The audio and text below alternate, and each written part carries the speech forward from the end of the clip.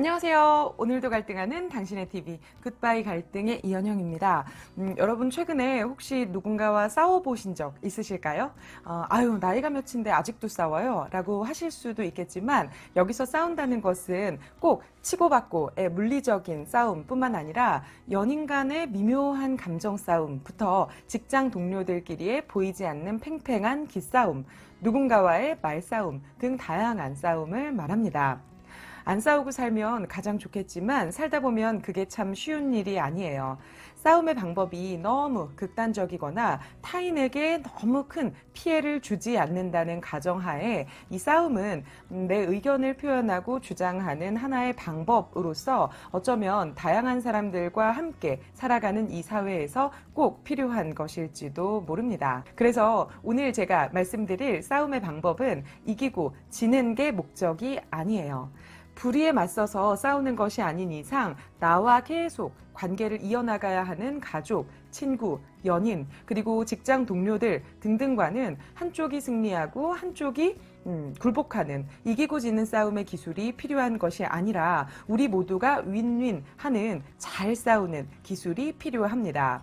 어떻게 해야 잘 싸우는 것인지, 잘 싸운다는 것이 무엇인지 오늘 3가지 팁을 꼭 기억해 주세요. 잘 싸우는 방법 첫 번째, 정립하지 않기입니다. 반복되는 갈등이 생겼을 때 나 혼자 부정적 감정을 정립했다가 한꺼번에 터뜨리게 되면 상대방 입장에서 내 감정을 받아들이기가 어려울 수 있어요.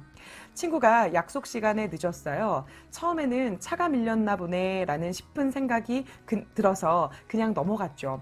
그런데 2번째, 3번째 반복되다 보니까 왜 저러나 싶어요. 늦을 땐 미리 말이라도 해주던가 나와의 약속이 중요하지 않은가 싶어서 점점 신경이 쓰이고 짜증이 납니다.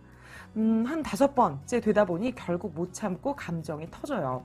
그런데 더 화가 나는 것은 내가 지금껏 참고 또 참다가 이제서야 말한 건데 친구는 한 번 늦은 걸 가지고 이렇게까지 화를 내냐고, 그렇게 화가 났으면 진작 말을 하지 그랬냐며 오히려 서운해합니다. 어디서부터 잘못된 걸까요? 일단 자꾸 약속에 늦는 것은 명백히 친구의 잘못입니다. 이 부분은 친구가 사과하고 반드시 고쳐야 할 부분이겠죠.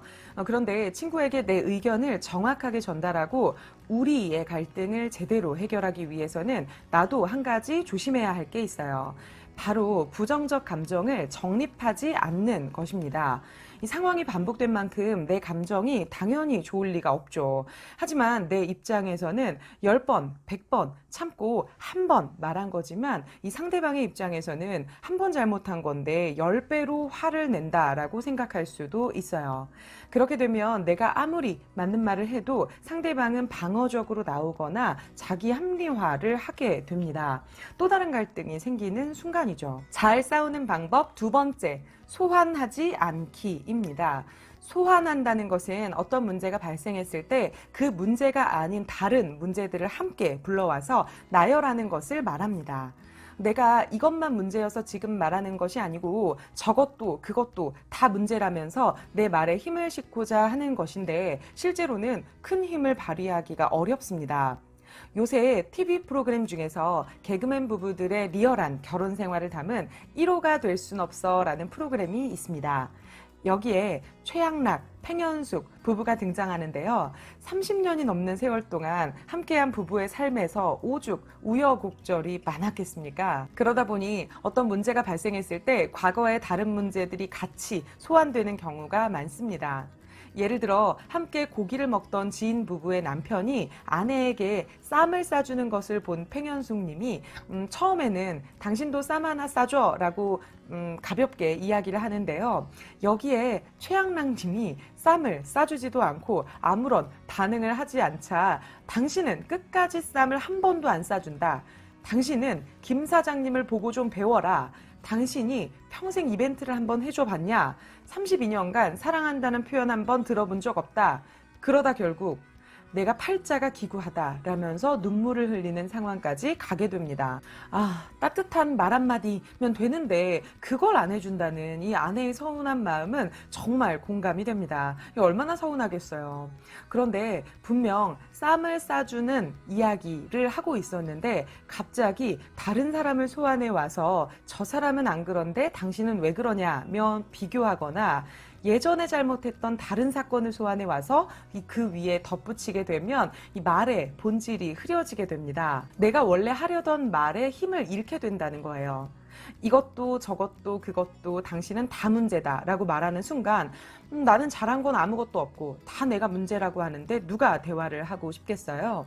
상대방 입장에서는 아, 잔소리 또 시작했다 라고 생각하면서 더 이상 듣지 않게 되는 거죠. 아, 그 쌈이 뭐라고? 아니, 그 쌈 한번 싸주는 게 뭐가 그렇게 힘들어서, 그쵸?